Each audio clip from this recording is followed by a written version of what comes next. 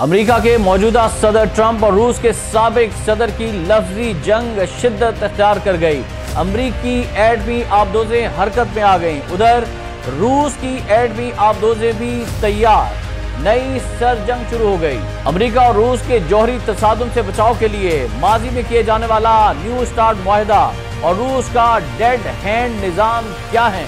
سب سے زیادہ آبدوزیں کس ملک کے پاس ہیں، امریکہ یا پھر روس کے پاس؟ بسم اللہ الرحمن الرحیم۔ السلام علیکم ناظرین، آپ دیکھ رہے ہیں خبرگام اور میں ہوں احتشام الرحمان۔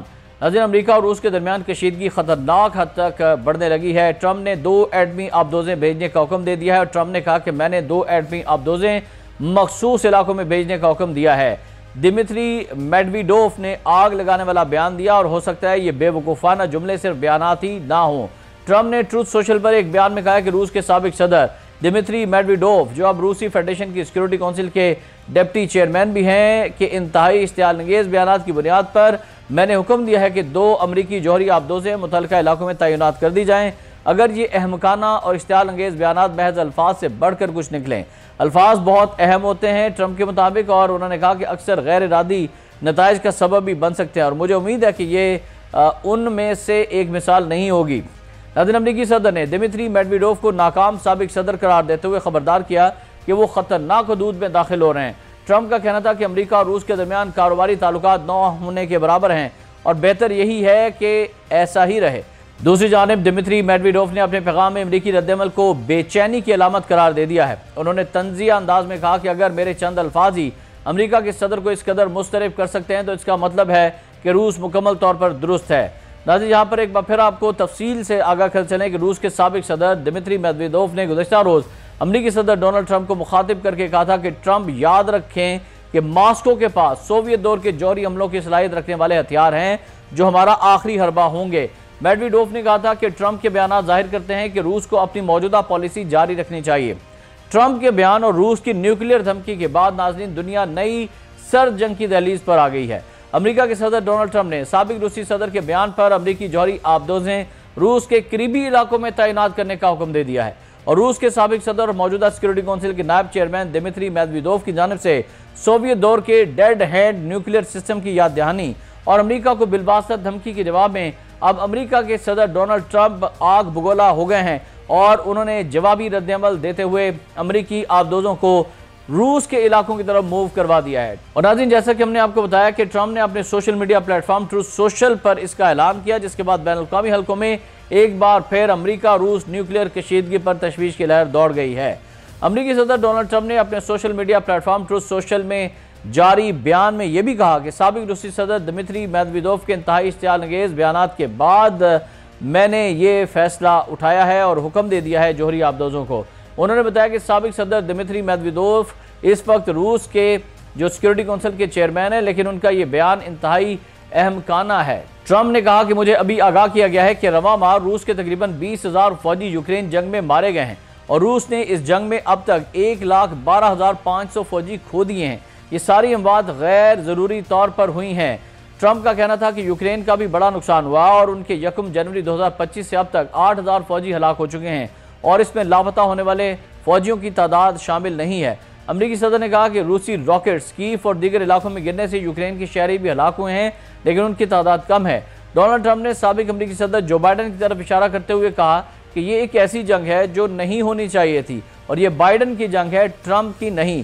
میں صرف یہ دیکھ رہا ہوں کہ اس کو کیسے ختم کر سکتا ہوں۔ ناظرین، یہاں پر آپ کو پھر بتائیں کہ روس کے سابق صدر دمتری میڈویڈوف نے گزشتہ روز امریکی صدر ڈونلڈ ٹرمپ کو مخاطب کر کے جب یہ بیان دیا کہ یاد رکھیں کہ ماسکو کے پاس سوویت دور کے جوہری حملوں کی صلاحیت رکھنے والے ہتھیار ہیں جو روس کا آخری حربہ ہوگا، تو میڈویڈوف نے ساتھ یہ بھی کہا کہ ٹرمپ کے بیانات یہ ظاہر کر رہے ہیں کہ روس کو اپنی موجودہ پالیسی یعنی یوکرین جنگ کے حوالے سے جو جارحانہ پالیسی ہے، جنگ کی پالیسی ہے، اس کو جاری رکھنا چاہیے۔ اور ناظرین، دمتری میڈویڈوف کا کہنا تھا کہ اگر بحیثیت روس کے سابق صدر میرے الفاظ امریکہ کے صدر کو رد عمل دینے کی وجہ بن رہے ہیں تو پھر روس سب کچھ درست کر رہا ہے اور اپنے طریقے سے روس کے موجودہ صدر کو بھی یہ میں مشورہ دینا چاہتا ہوں کہ وہ اس کو جاری رکھیں۔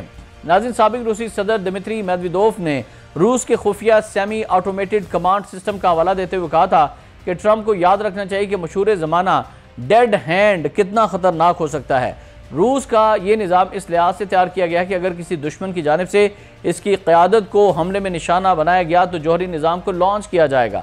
ناظرین، یہ صورتحال نہ صرف سفارتی سطح پر تشویشناک ہو چکی ہے بلکہ عالمی سلامتی کو لاحق خطرات کو بھی نمایاں کر رہی ہے، خصوصاً ایک ایسے وقت میں جب نیو اسٹارٹ معاہدہ عملاً غیر مؤثر ہے۔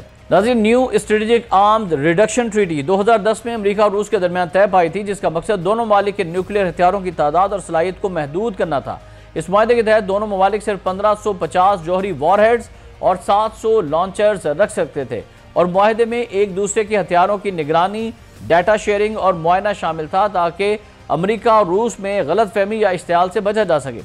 ویسے تو اس معاہدے کی مدت 2026 میں ختم ہوگی، لیکن روس نے 2023 میں ہی اس معاہدے کی کئی شقیں معطل کر دی تھیں اور اب معاہدہ عملاً غیر مؤثر ہو چکا ہے۔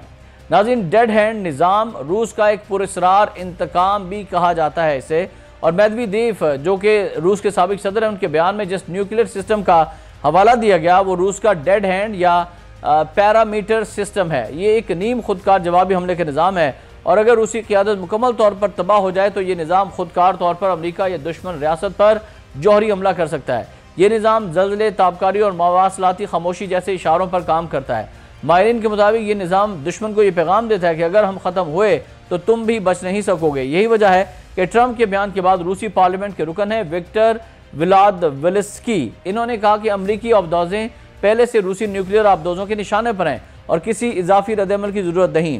دوسری جانب روسی تجزیہ نگار فیوڈور لوکیانوف نے ٹرمپ کے بیان کو غیر سنجیدہ قرار دیا اور کہا کہ ٹرمپ اپنے جذباتی انداز میں اظہار کرتے ہیں۔ امریکی فوجی قیادت شاید اس اعلان سے لا علم ہو۔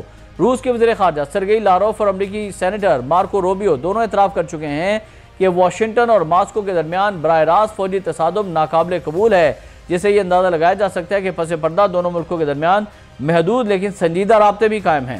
ناظرین، اب آپ کو بتا دیں کہ امریکہ یا روس کے پاس کتنی ایٹمی آبدوزیں ہیں، اور اگر خدا نخواستہ یہ جنگ ہوتی ہے تو پھر کس کا نقصان زیادہ ہو سکتا ہے۔ جیسا کہ آپ جانتے ہیں کہ امریکہ نے سابق روسی صدر کی جوہری دھمکی کے بعد 2 نیوکلیئر آبدوزوں کو اسٹریٹجک مقامات پر روس کے قریب منتقل کرنے کا فیصلہ کیا ہے، جو کہ سرد جنگ کے دور کی حکمت عملی کی یاد دلا رہا ہے۔ اور روس کے سابق صدر دمیتری میدویدوف نے بھی صدر ڈونلڈ ٹرمپ کے مردہ معیشت کے طنز پر رد عمل دیتے ہوئے ڈیڈ ہینڈ کا حوالہ دیا تھا۔ یہ فیصلہ گزشتہ شب اس وقت کیا گیا تھا جب میدویدیف نے ٹرمپ کو ڈیڈ ہینڈ نظام کی دھمکی دی، جو ایک خودکار یا نیم خودکار نیوکلیئر ہتھیاروں کا کنٹرول سسٹم ہے، اور اس نظام کا مقصد یہ ہے کہ اگر روسی قیادت کسی حملے میں مار دی جائے تب بھی یہ نظام جوابی جوہری حملہ کر سکے گا۔ روس نے ابھی تک اس امریکی اقدام کا سرکاری رد عمل تو نہیں دیا، تاہم روسی پارلیمنٹ کے ایک سینئر رکن نے خبردار کیا کہ روس کے بعد دنیا کے سمندروں میں امریکہ سے کہیں زیادہ نیوکلیئر آبدوزیں موجود ہیں۔